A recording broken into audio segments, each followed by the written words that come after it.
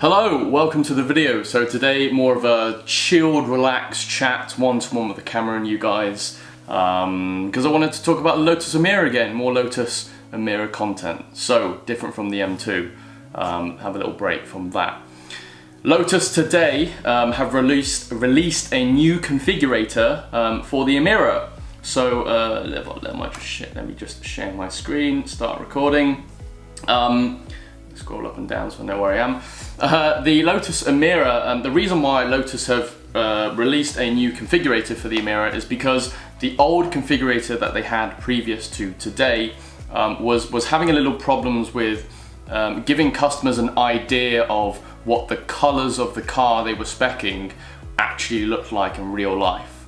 So I'm on the Lotus Emira Facebook page, and basically there was just a lot of speculation about if this colour maybe looks like this in real life under certain lighting conditions. Does it look like this? Who knows, because the configurator looks completely different. So Lotus have updated that, and they've also added finance to the website now. So the reason why I've been holding off on buying a Lotus Emira is basically one, I don't know how much the car is going to cost. If it's going to be 20 grand deposit and 30 grand a month, right? That doesn't make sense, but it would be completely unfeasible. It wouldn't make any sense for me to buy that car. But if it's going to be £500 a month and say 3 grand down, it'll be perfect. It'll be great. I would go and buy one straight away. So I've always been waiting for official figures from Lotus for the finance, and they finally released that. So we'll cover that today. So today I'm going to be covering my spec.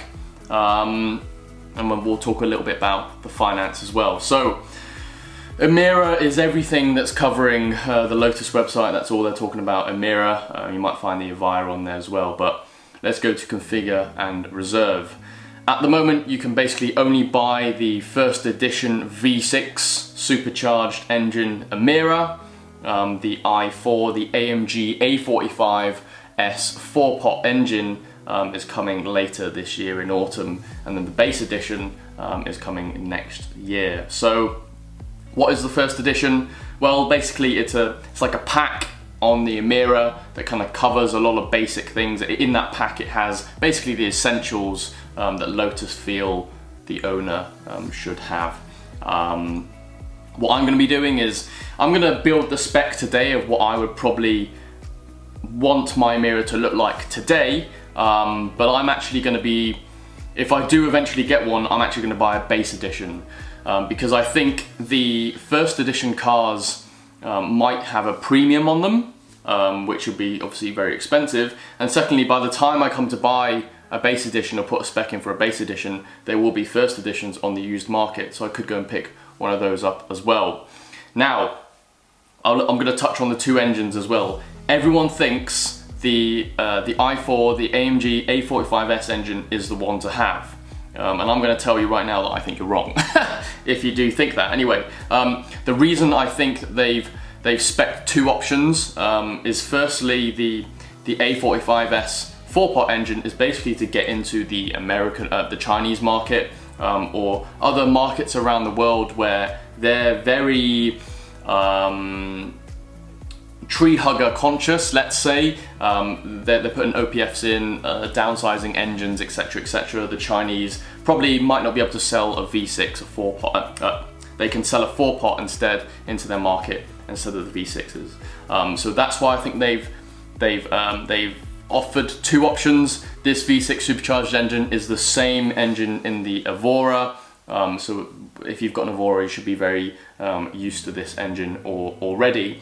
Also, people think the i4 is the more powerful engine because although it's detuned from the A45S engine, people have seen what that engine is capable of. So they say, you know, just remap it, just tune it, and it'll be more powerful, it'll be the one to have. Now the reason it's detuned is because that engine in the front of an A45S has more cooling from the front of the car. But by moving that engine to the middle or behind the seats, behind you, Lotus are having cooling problems to cool that engine down. So if they stuck the same tune on there, or the same power output, that engine's going to get a lot hotter, it's going to need more cooling, and basically the Emira can't do that. So if maybe one day Lotus, if maybe they do release an Emira S, where there's more power, there may be more aero, more cooling for that. That could happen down the line.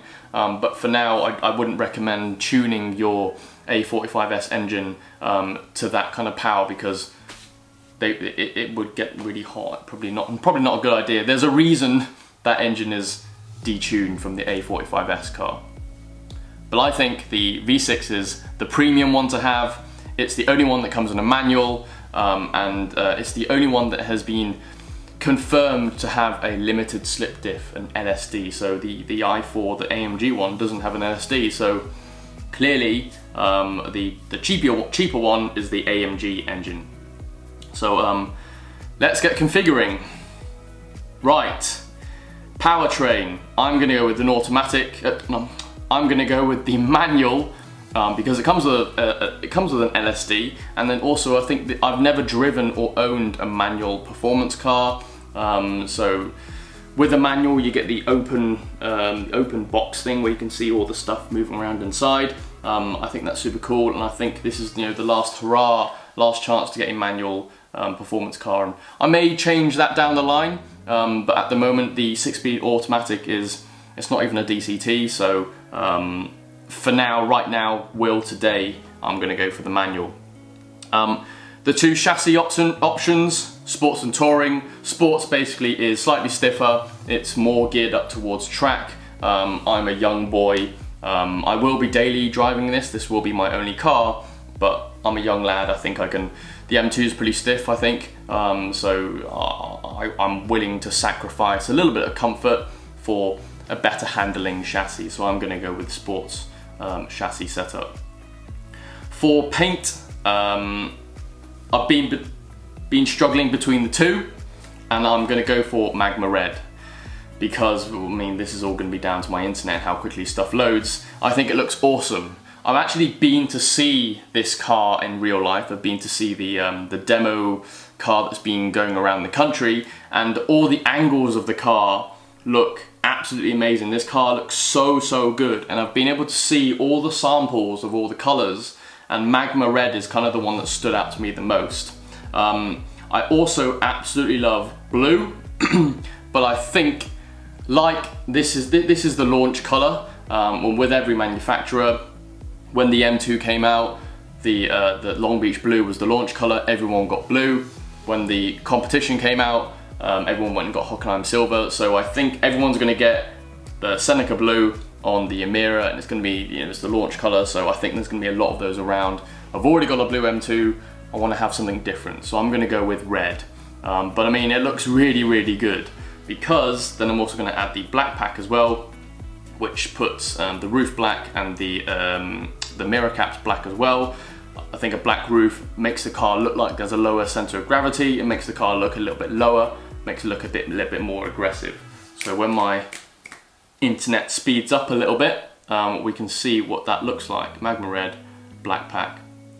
Whilst that loads, silver wheels. Make silver wheels great again. I think they kind of went out of fashion a little bit. Black wheels came into fashion a lot, but I think they look great. I think silver kind of makes the car pop a little bit more, so that's the one that I'm going to go with, silver wheels. And then I'm going to paint my calipers silver as well. I was going to go with yellow, but I think the yellow calipers, they're a different shade of yellow to the logo on the wheels, so it would just bother me a little bit how they kind of don't match. So I'm going to go with silver calipers. I think you can still kind of see them, they pop a little bit with the silver wheels, but you're not messing with too many colors all at once.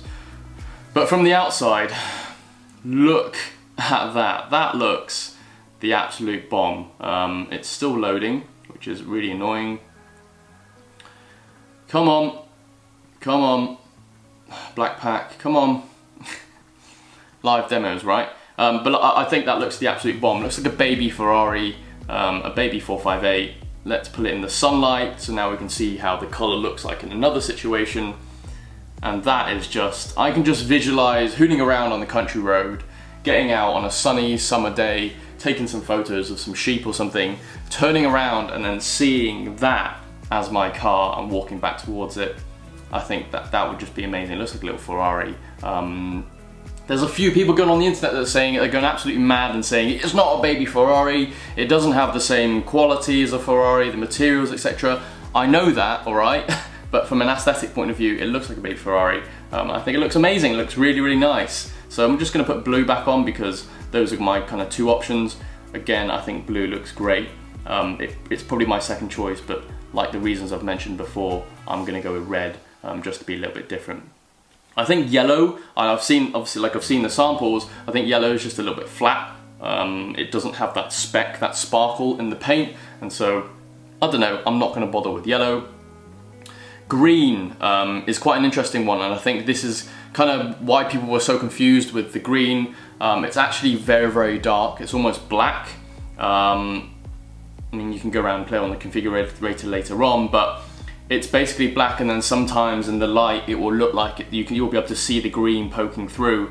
I think that's great maybe for someone who wants maybe more of a subtle spec, but I think with the Emira, the lines of the car, the aggressive air intakes, etc., I personally want to have slightly brighter colour so I can see all of that, and it makes it pop a lot more. So I've done all that. I'm going to put Cup 2s on there because Michelin are the way forward. And then interior, I've thought about all of the different trims, maybe ice grey leather or red leather, maybe tan, but I think I'm just going to play it safe and just go with Alcantara with red stitching. The red will match the outside, and with kind of like grey, brighter interior leathers, getting in scuffed jeans, etc. You'll be able to see the scuffs and the dirt on the seats, and I'd rather just not bother with that. So Alcantara, and then a black Alcantara steering wheel as well. And then finally, don't care about HomeLink, don't care about vehicle tracker, but privacy glass, none. And the reason for that is because if you spec privacy glass on your Emira, the engine that you look into to see the engine, that bit of glass will be black. It will be a lot darker. So I want to be able to look in and see my engine. And so if I had privacy glass, that would be darker and I wouldn't be able to see it as well. So I've gone with no privacy glass, and I still think it looks great, and you'll be able to see the top of the engine a lot more. So that is my spec. That is what I would be buying if I were to purchase an Emira today. Look how good it looks. It looks like a little baby Ferrari. Silver wheels, pop in a little bit more in the colour. The red looks amazing, black pack, nice and centre low gravity with an LSD in a manual. That looks absolutely amazing. And what does the price come to? £77,595, okay? Now, when the Emira came out, everyone was going on about how amazing it was priced because it was a 60 grand car. We all know it was never going to be a 60 grand car, okay? This car is aimed and priced at a Cayman GTS, okay? Even a fully spec'd Alpine A110S is about 60 grand, but that's down on power, it's down on weight. I don't think it really competes with the Emira as much. This is competing directly with a Cayman. And so if you were to go and buy a Cayman 4-litre GTS, you'd be looking at around about 70 to 80,000 pounds anyway. So that is the market that, in my head, I'm not really shocked. I already knew it was going to be that. It was going to be that because that's what it's competing against. So if we look at a Cayman GTS and maybe what those are on finance, I would be expecting 10 grand deposit and then around about 700 to 800 pounds a month, right? And if we look at the PCP, official figures from Lotus, it's coming out at 746 pounds a month. But what's the deposit on that? 15 grand, okay? Now, annual mileage, I would be driving this on the daily, but I do work from home, so I've gone with 8,000 miles. And sometimes, I think if I put this into perspective a little bit on how expensive maybe the Emira really is, when I am playing around with finance figures on different cars, I always set the deposit amount as 10% of the value of the car, because that's kind of a good baseline to see how expensive cars are then on a monthly basis. So for 100 grand RA, I would set the deposit as 10 grand, because it's all well and good being able to see that every single car is 700 pounds a month, but if the R8 is put 60 grand on the deposit, and then the Emira is 3 grand on the deposit or something, all the monthlies are the same, right? But so you don't really know how much something is, how expensive something is, because I need to know that my deposits are all the same, 10%, and I can see what the monthlies are. I can see how expensive a car is. So I hope that makes sense. If I change the deposit to 7,700, that brings the monthlies to £920 a month. That's quite expensive, and I think the reason for that is because the interest rate is 5.92% APR. That's not amazing, but it's not awful either, right? I'm paying 6.5% on my M2, but that's because I bought that as a used car. Brand new cars, you tend to get better APR percentage, 5.9%. It's all right. I've seen a McLaren at 3% APR, so it's okay. Now, if we look at the balloon, it's an 80 grand on the road price, right? Because you've also got interest, etc., all factored in. Actually 94 grand. The balloon at the end is 43 grand. So after 4 years, you've basically paid half of the value of the car. So 10 grand a year. Is that good or bad? Well, let's take my M2 into consideration, right? I bought it for 40 grand. The balloon is 25 grand. So over 4 years, I've paid 15 grand, okay? So that's actually the total cost of ownership of the M2 is less than the Emira. So now that's kind of getting my brain ticking a little bit and making me think, is the Emira really that good value for money? It's actually quite expensive, and I'd have to look at a Cayman GTS to compare the two to see whether a Cayman is maybe better in terms of finance deals, right? Now, me personally, I'm going to be very, very honest. I don't think a standard Cayman looks that aggressive. I don't think the front bumper, the intakes on that make that car look very aggressive. I think the GT4 looks so much better, and so I would actually buy a GT4 over an Emira, and I would just not consider a Cayman GTS at all. So if I'm then considering, I'm just thinking out loud, if I'm then considering a Lotus Emira versus a GT4, which one would I have? Porsche's Porsche. It's a GT car. I'm always going to pick a Porsche GT4 instead. But the finance is going to be very, very different. It's obviously going to be a lot more expensive. Manual cars are looking about £90,000, and then a PDK with carbon bucket seats are looking at 110 grand. So that's quite a lot of money for a GT4, because I'm not that special of a customer enough to be able to go and buy a GT4 brand new from the dealership. So I'd probably settle for a manual. So I'd be looking at maybe 90 grand for a manual GT4 versus an Emira. And now I'm back to thinking actually the Emira is a lot cheaper. But a GT Porsche is a GT car. It's a GT Porsche. It's more sought after, so the residuals on that car are going to be a lot higher.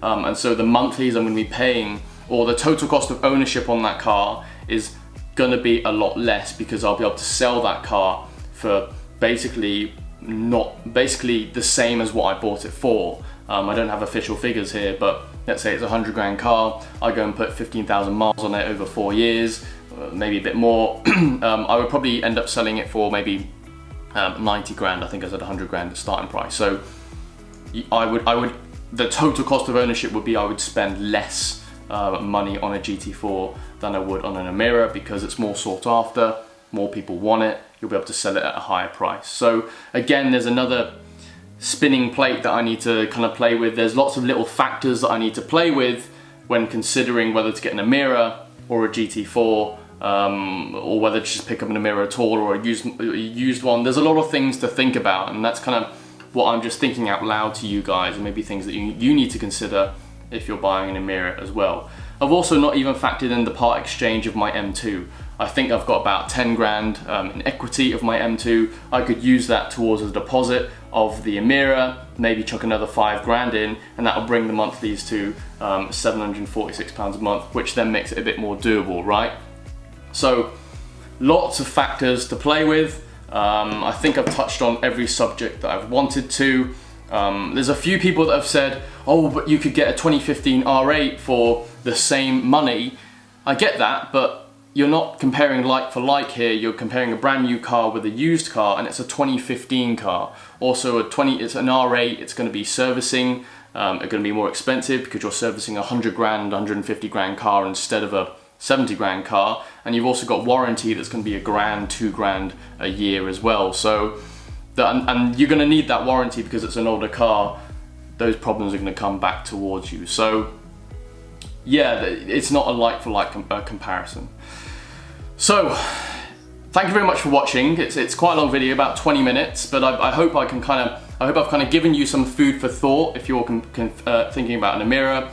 Go to the website, go play around the configurator, have a little look. I mean, look at the spec. It looks bloody good. I think it looks awesome. I can't wait to see them in real life and on the road. What journalists are thinking, I'm sure it's going to drive amazingly because it's a Lotus. So, anyway, I'm going to leave it here. Like it if you're new, like, comment, subscribe if you're new, etc, etc. That's an awful outro, but yeah, I'm going to leave it here. Thank you very much for watching, and I'll see you later in the next video.